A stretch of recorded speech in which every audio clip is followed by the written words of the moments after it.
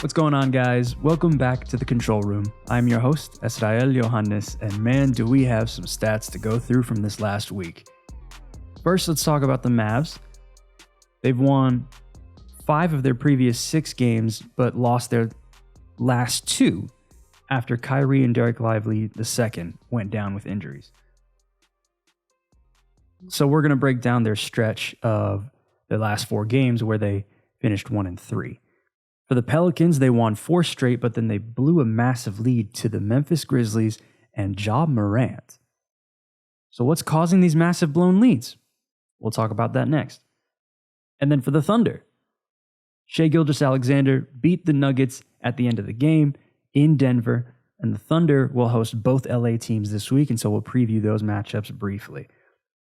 First, let's talk about some massive Maverick milestones. For Luka Doncic, he entered Wednesday with 9,922 career points, which is 78 points shy of 10K. He also had a career best 11 straight 30-point games entering Wednesday, as well as 9 straight 30-point, 5-rebound, 5-assist games, which ties the longest streak in NBA history.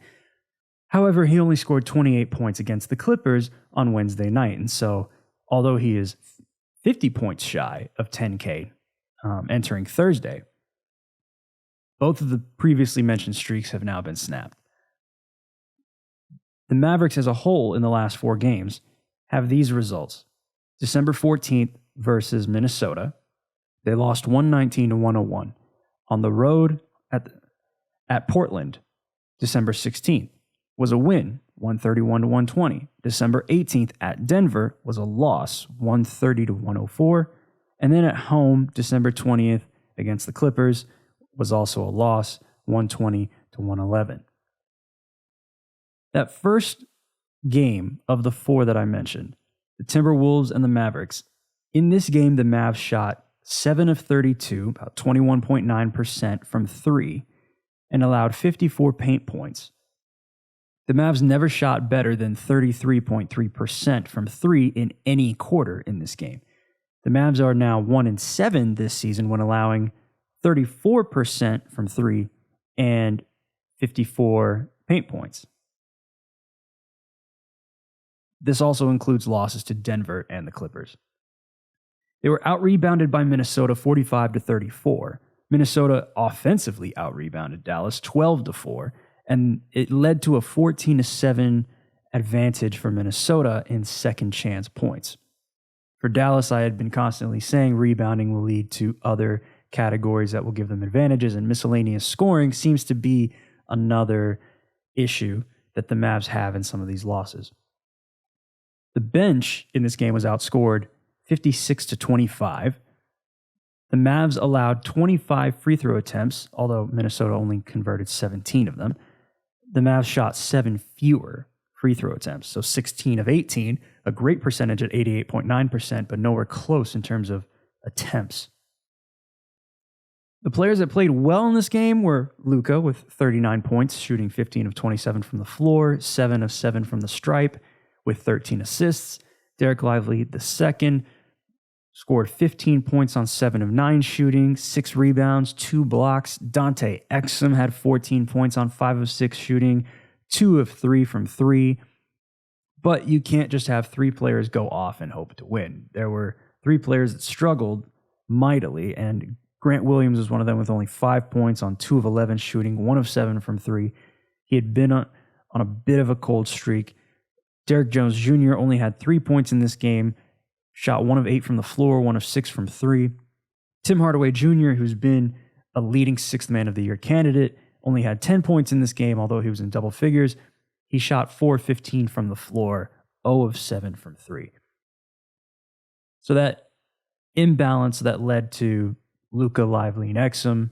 And then it wasn't just these 3 players that struggled or those 3 players that played well, but those are 6 impact players, and if all of them are playing well, the Mavericks have a much better shot than if they weren't all playing well.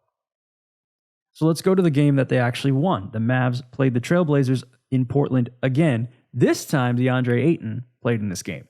I did not clarify in the previous matchup that DeAndre Ayton missed that last game, and that's why the Mavs had so many points in the paint. This time around, not the same story. Luka, though, had 40 points on 15 of 28 shooting, 6 of 6 from the free throw line, another perfect night from the free throw line, 12 rebounds, 10 assists, and a steal.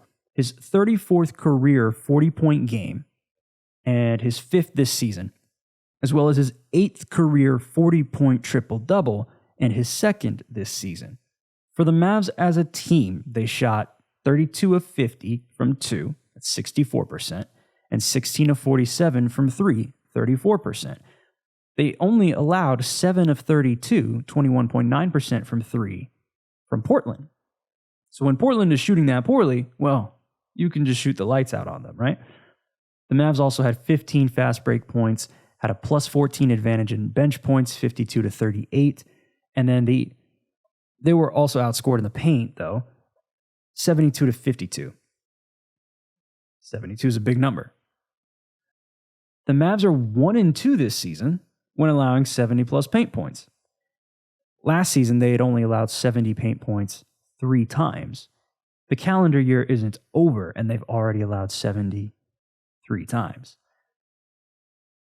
So it's a bit worrisome. Now, this is the game that Derek Lively II tweaked his ankle, and he only played about 5 or so minutes.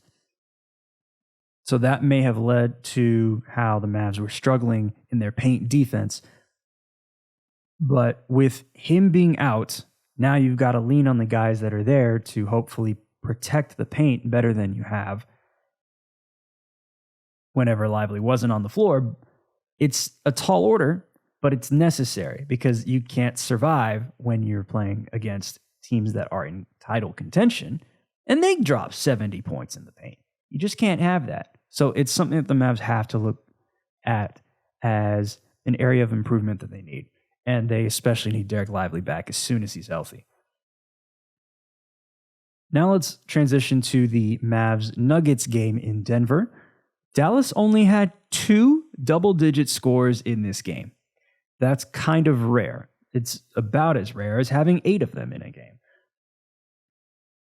Luka Doncic had 38 points on 13 of 24 shooting, 6 of 12 from 3, 11 rebounds, 8 assists, and Dante Exum had 11 points, 5 of 5 field goals, 1 of 1 from 3, 2 assists. It's the first game this season when Dallas has 2 or fewer double-digit scores. And all time, in franchise history, the Mavs are 16-63 when they have 2 or fewer double-digit scores. It's just not going to get it done. The Mavs held Nikola Jokic to 8 points, 3 of 8 shooting. He had 9 rebounds and 7 assists and 2 steals. But the rest of the team, they ate. So the Denver Nuggets shot 49 of 87 from the floor, 56.3%. From 2, it was 35 of 61, 57.4%. And then from 3, 14 of 26, which was 53.8%. They also shot 18 of 22 from the free throw line, which gave them a massive advantage considering the Mavs shot an abysmal 9 of 19, 47.4% from the free throw line. Denver also had multiple advantages in the miscellaneous categories, 62 to 34 in bench points, which, considering Denver's bench hasn't been as good this season compared to last year, this was a bit of a surprise. In the paint, they outscored Dallas 60 to 48. On the fast break, they outscored Dallas 32 to 13. And then for combined steals and blocks, Denver had 11. Dallas had 2. You knew where this game was going, basically. So that led to hopefully bouncing back against the Clippers at home. Paul George was not available. He's out due to an illness, and so you have to just deal with Kawhi Leonard, James Harden, and Russell Westbrook. Not hard, right? Yeah, we'll see about that. All right, in the first quarter, the Mavs scored 22 points on 8 of 22 shooting. Not great. 6 of 14 from 2, 2 of 8 from 3, 4 of 6 from the free throw line. The Clippers, on the flip side, scored 35 points on 11 of 21 shooting. 6 of 8 from 2, 5 of 13 from 3, 8 of 8 from the free throw line. So that 13-point disparity was reflected mainly in the shooting on the floor. In the second and third quarters, though, the Mavericks started to get on a roll. They just started slow, which is fine as long as you don't go all the way back. However, though, this run in the second and third quarters helped them take the lead in the fourth. So let's break down these middle two quarters. Across the second and third quarters in this game, the Mavs shot 23 of 52, 44.2%. From 2, 15 of 27, 55.6%. That is efficient. And then 8 of 25 from 3, 32%. Not to the level that is their average, but more respectable than the 2 of 8 that they were shooting in the first quarter. Now, among that 8 of 25 from 3, this is where they really got hot. In the second quarter, they shot 7 of 13, which was 53.8% from 3. It just didn't seem to carry over into the third quarter or really the second half. And then they shot 7 of 10 from the free throw line, so they gave themselves more opportunities there. They also held the Clippers to 1 of 8 shooting from 3 in the third quarter. That'll help you get on a run. The Mavs committed only 1 turnover, while the Clippers committed 7. And then the Mavs ended up having a 10-2 advantage in points off turnovers. Miscellaneous categories starting to ring a bell, right? That's why I keep saying it over and over. But in the fourth quarter, the Claw, Kawhi Leonard, took over this game, scored 10 points in the final frame alone on 4 of 6 shooting, and he finished the game with a game-high 30 points. The Clippers, as a team, shot 13 of 19, 68.4% in the fourth quarter. From 2, 10 of 12, highly efficient. From 3, 3 of 7, well above average. And they had a 20-6 advantage in the paint. That'll more than definitely ice the game in your favor. The Clippers finished with 7 double-digit scores. Remember, I had just talked about how the Mavs only had 2. You want to have numbers like 5, 6, 7, maybe even 8 double-digit scores on your team to give yourself a better chance of winning. The Mavs, despite this, are 5-2 this season when allowing 7+ double-digit scores. They started 5-0, lost their last 2. The 2 losses came in games where the Mavs were down 20 or more points and came back to take the lead. December 2nd against Oklahoma City in that thrilling finish where the Mavs went on a 30-0 run. And then this game against the Clippers. Last season, though, the Mavs were 3-9 when allowing 7 or more double-digit scores. So this seems to be a bit of an improvement, even though they're coming off of a loss in this category. The Clippers have been red hot entering this game. They came in with an 8-game win streak. James Harden had been shooting about 48.9% from 3 going into this game along that entire streak. So they've seemed to figure it out, especially with Russell Westbrook going to the bench. And then even when he came onto the floor, as he was defending Luka, he was tight on his hip. He was basically denying Luka the ball so that Luka couldn't really run the offense. And that's what kind of stagnated them, especially near the end of the first quarter. The Mavs couldn't get anything going.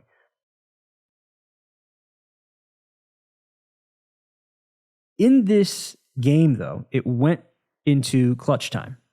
So the Mavs, because they lost, have now fallen to 9-3 in clutch games this season. Despite the loss, this ties their third best 12-game start in the clutch in franchise history. The last time Dallas was 9-3 or better? The title year, 2010-2011, where they also went 9-3. All of these losses now lead to defensive struggles that the Mavs have had, whether it's from blocks, rebounding, pick and rolls, so on and so forth. And the impact that Derek Lively II has already, even as a rookie, he accounts for 36 of 117 Mavs blocks, which is 30.8%. He leads the team in both total blocks and block average. And then he accounts for 178 of 1,134 Mavs rebounds. That's 15.7%, and he's second on the team in both average and totals behind Luka Doncic. So really, just like last season when the Mavs were going through a health struggle when they didn't have Josh Green, Maxi Kleber, Dorian Finney-Smith, their defense took a hit in this same way by not having Derek Lively II and not having Josh Green out in the perimeter. The team is struggling defensively. And the next man up mentality just means you're going to have to work with the pieces you have. So they'll have to figure out a way schematically to avoid these pitfalls that they've been having in this rough stretch in order to succeed in the future and in minutes when they don't have Derek Lively on the floor. Now, the Mavs weren't the only ones to have some struggles. New Orleans was on a 4-game win streak, and then it got snapped by Memphis. So we're going to have to talk about that coming up next.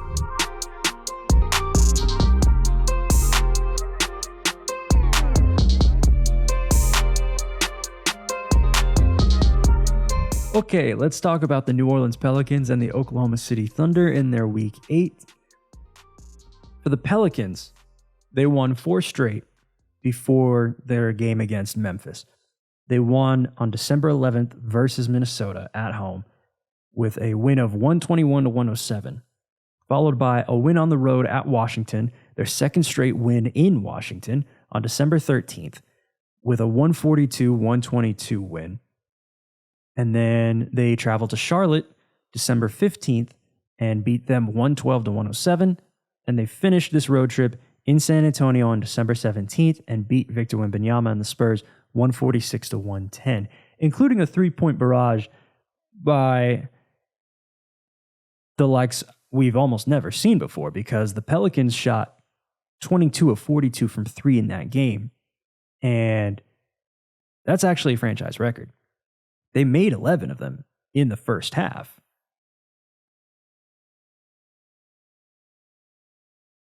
And then Zion Williamson, in his previous 3 games before Memphis, he missed the game at Washington since he sprained his ankle against Minnesota. He's averaged 24 points per game on 64.4% shooting, 70% from the free throw line, 8 rebounds, 3 assists, and a steal. So he's improved from his season averages within this little stretch. And then during the 4-game win streak, the Pelicans' 3-point defense, which is a stat that I've been harping on for a little while now, has shown that their opponent 3-point field goal percentage on 3-point field goal attempts by the quarter in the first quarter was 25.7% on 8.8 attempts, second in the NBA. The second quarter, this kind of bucks the trend from where they've been all season. It jumps to 37.9% on 7.3 attempts, which is 13th in the NBA. But if you look at the season in totality, the Pelicans are only allowing 28.5% from 3 on 10.3 attempts, and that is first in the NBA. So that still holds true. In the third quarter, though, everything goes out the window again, because they allow 38.5% on 9.8 attempts, which is somehow 11th in the NBA. It just means that everyone seems to be having a hard time in the third quarter. And then for the Pelicans, in the fourth quarter, across this 4-game win streak, they're allowing 42% from 3 on 12.5 attempts. 12.5 attempts, which is 25th in the NBA. So that begs the question, what did the Grizzlies do against them? Let's start with the second quarter, because this is when the Pels took the lead and made it massive to the point where the whole country thought that this game was over. This was broadcast nationally on TNT, so everyone had a chance to see this game. The Pelicans shot 13 of 19, 68.4% from the floor, 8 of 11 from 2, 5 of 8 from 3, 8 of 9 from the free throw line. That's insane, right? Because when you juxtapose that to how the Grizzlies shot, The Grizzlies shot 7 of 22 from the floor, 5 of 12 from 2, and only 2 of 10 from 3. So their three-point shooting is similar to how the Pelicans normally defend their opponents across the entire season in the second quarter, where the Pelicans have the best three-point defense in the second quarter in the NBA. The Grizzlies also didn't attempt a free throw. So that's a credit to how the Pelicans were playing defense, not fouling, and being able to take advantage in points off turnovers, because they had a 13-3 advantage in points off turnovers in the second quarter alone, an 18-3 advantage in the first half. The Pelicans also had a 5-0 advantage in fast break points, and some of that has to do with the points off turnovers as well. But it was a benchmark for how the Pels can take the lead and hopefully ice the game from that point on. The Grizzlies' three-point field goal percentage by quarter, however, is showing the same trends that the Pelicans have defensively from three. Because in the first quarter, the Grizzlies shot 2 of 6. In the second quarter, they shot 2 of 10. In the third quarter, they shot 3 of 8. That's 37.5%. And then in the fourth quarter, they shot 3 of 7, which is 42.9%. This is the game where it really followed the Pelicans' season trends in three-point defense. And it came back to bite them because the Grizzlies scored 74 second-half points.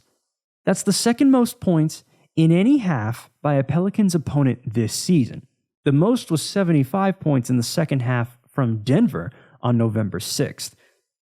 The Pelicans are now 0-6 this season when allowing 70-plus points in either half. And since Zion joined the team after being drafted in 2019, the Pelicans are 4-49.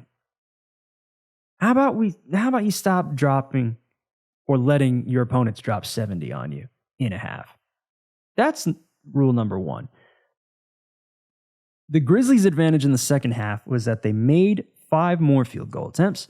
They shot 19 of 25, 76% from 2, 6 of 15, 40% from 3, and 18 of 20 from the free throw line compared to the Pelicans' 9 for 10. The percentages were the same from the stripe. It's just that the volume doubled. So the Grizzlies had more of an advantage there. That's what that really means. In the paint, the Grizzlies outscored the Pelicans 38-30, and then on the fast break, had an advantage of 11-4. In points off turnovers, an advantage of 18-8. So even in the miscellaneous categories, the Grizzlies found their way back. And they're doing it without their big rebounders in Steven Adams and Brandon Clark. They had Jaren Jackson Jr. and Xavier Tillman, but part of the reason why Memphis was struggling to start the season, obviously the Ja Morant suspension played a large role in that, but they haven't been able to rebound like they had a season ago, where they were one of the best rebounding teams in the league because of those two big men. And because they don't have them, they're struggling. So when they're able to capitalize on all these miscellaneous categories, like I would say for the Mavs to do, and then you have Ja Morant on the floor, you give yourself a chance to win. And they kind of gave themselves a chance to win.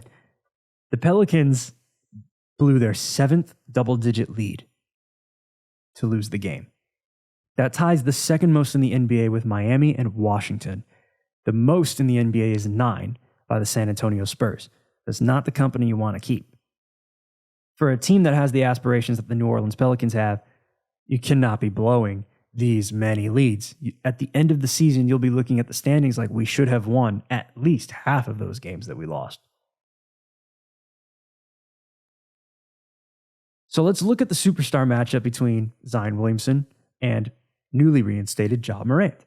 Zion played 24 minutes and 35 seconds because of foul trouble, and I'll get into why that matters in one specific stat that I'll bring up. He only scored 13 points off of 5 of 12 shooting, 3 of 4 from the free throw line, 3 rebounds and 4 assists. He had a game low plus minus of minus 13.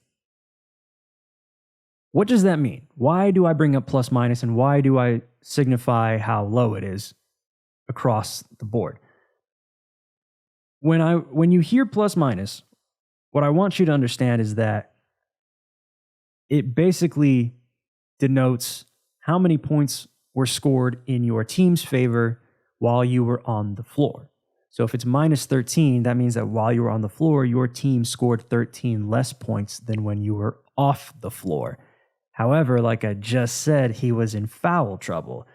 And then I even have the time code here as to when that happened. The Pels were down 31-30 when Zion got his third foul with 7:43 remaining in the second quarter. Once he went to the bench, the Pelicans went on a 30-10 run to end the second quarter.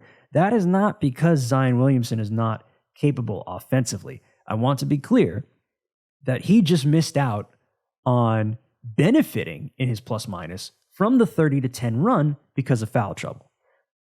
The Pelicans offense has proven that when Zion is resting on the bench, they have a way where they can fill the void. They've proven that. And then when he comes back on the floor, he's a force to be reckoned with. So the Pelicans are really not to be trifled with offensively. And then defensively in the second quarter, that's also what led to that 20-point margin in the run, because they were able to hold Memphis to such low shooting and then blow up on their side offensively. So if you hear somebody say, oh, he had a minus 13 plus minus, that's what I want you to retort with. However, Ja Morant, who had come back from a 25-game suspension after brandishing a gun on Instagram Live in May, which was after a previous incident where he brandished a gun on Instagram Live in a nightclub in Denver, that led to an 8-game suspension near the end of last season. He's now back. He's looking to turn a new leaf. And he showed up and showed out in his debut. Played in 34 minutes and 46 seconds, scored 34 points on 12 of 24 shooting, 10 of 12 from the free throw line, 6 rebounds, 8 assists, 2 steals, a block, and a team high plus 12 plus minus. Right now, on the flip side, that means that the Memphis Grizzlies needed Ja Morant because when Ja was on the floor, the Grizzlies scored 12 more points than when he was off the floor. That's important.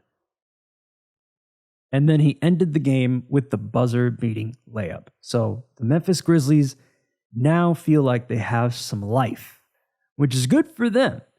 It's at the expense of the Pelicans because they let another one get away.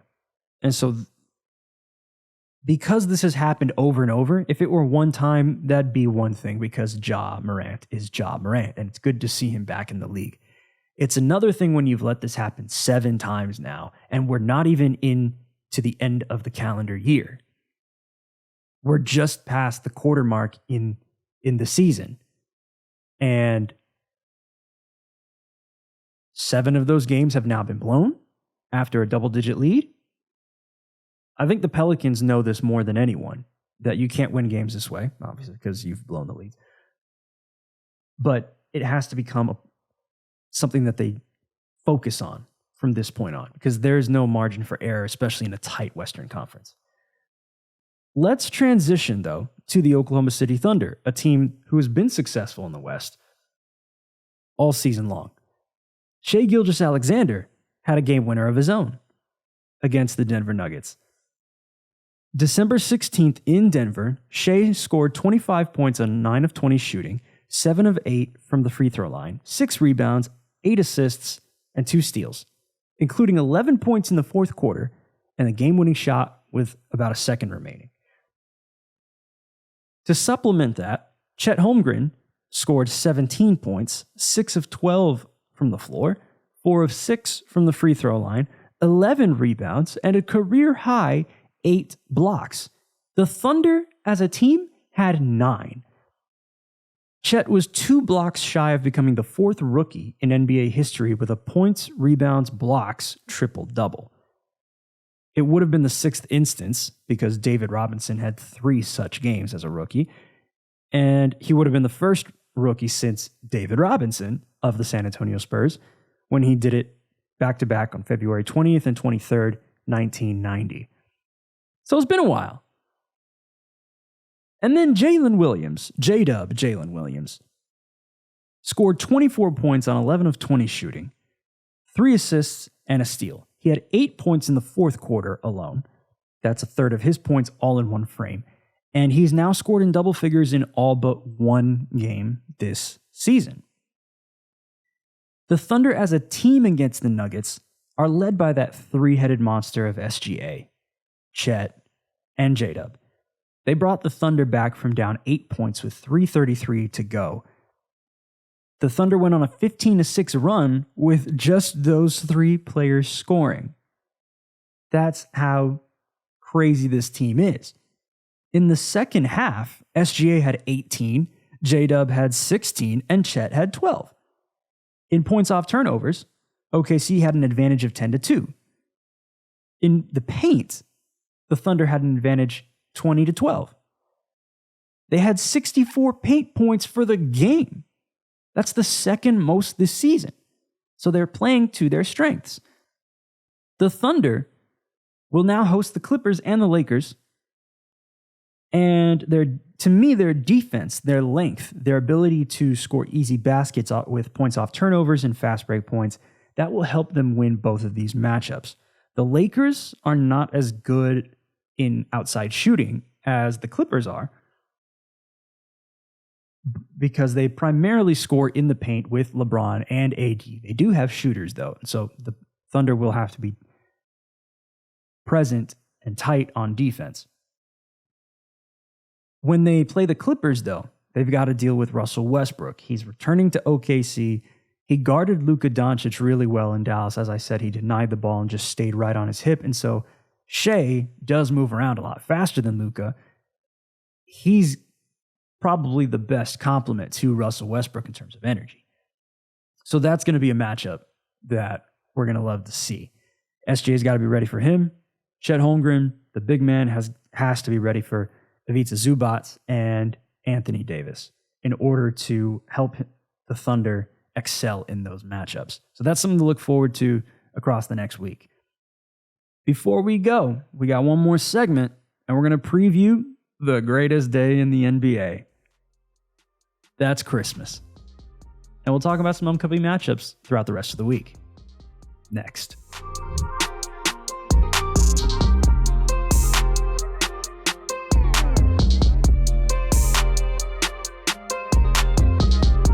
All right, let's preview the Christmas Day slate in the NBA.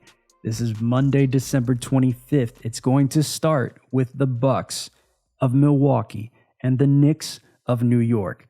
This is going to be their second of 2 games in New York City. This game will air at 12 Eastern, 11 a.m. Central on ESPN.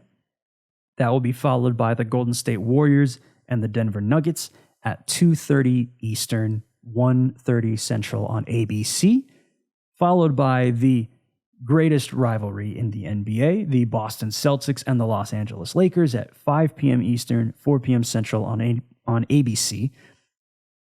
Then the Philadelphia 76ers will play the Miami Heat at 8 p.m. Eastern, 7 p.m. Central on ESPN. And to finish it off, the Dallas Mavericks will play the Phoenix Suns in Phoenix at 10:30 p.m. Eastern, 9:30 p.m. Central on ESPN.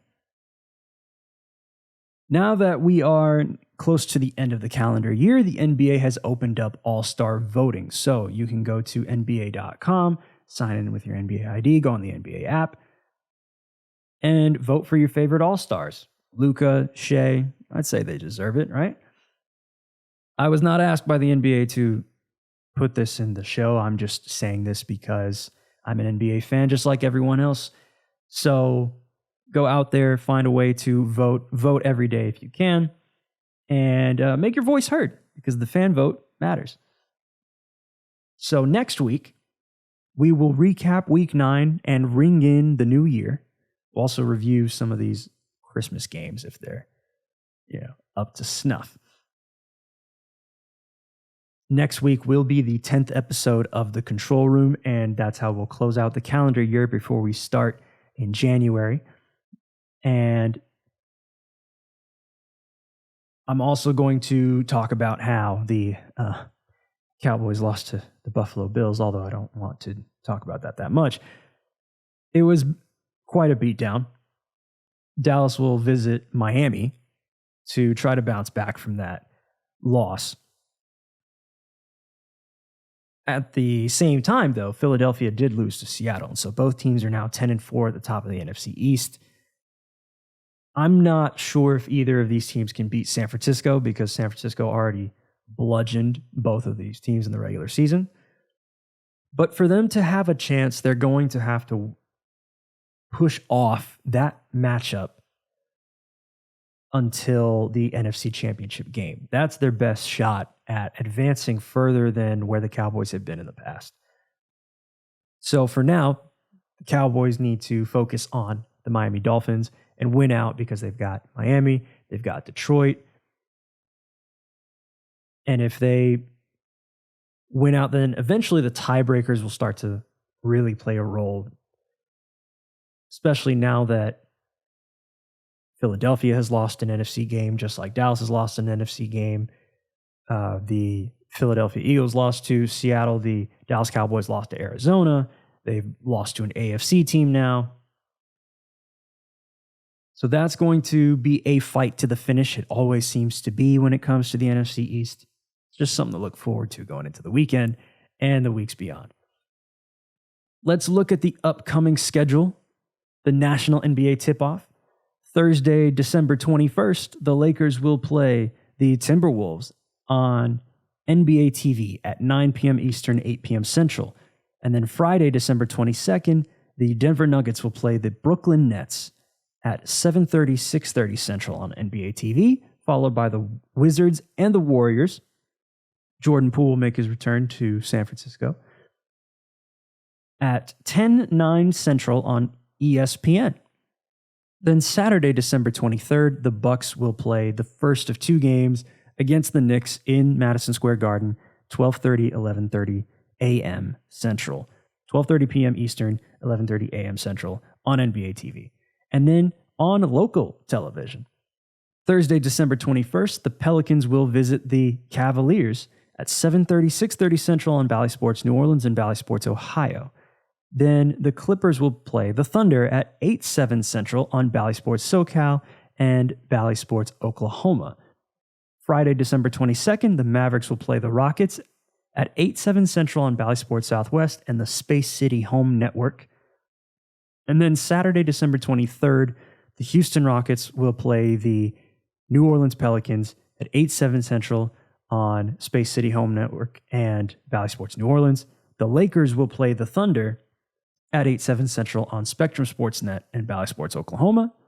And then the Spurs will visit the Mavs in a game where Luka could cross 10,000 points at 8:30, 7:30 Central. In the San Antonio area, it'll be on KENS for English and then KNIC for Spanish. And it will also air on Bally Sports Southwest in the Dallas area. So that's it from me. Thank you guys for watching. We're 9 episodes in and doing great. I'm enjoying all of you that are downloading and watching and listening to every single episode. I will catch you guys in the next one, which will be our last one of 2023 before we get into 2024. Thank you guys again. I'm your host, Esrael, signing off.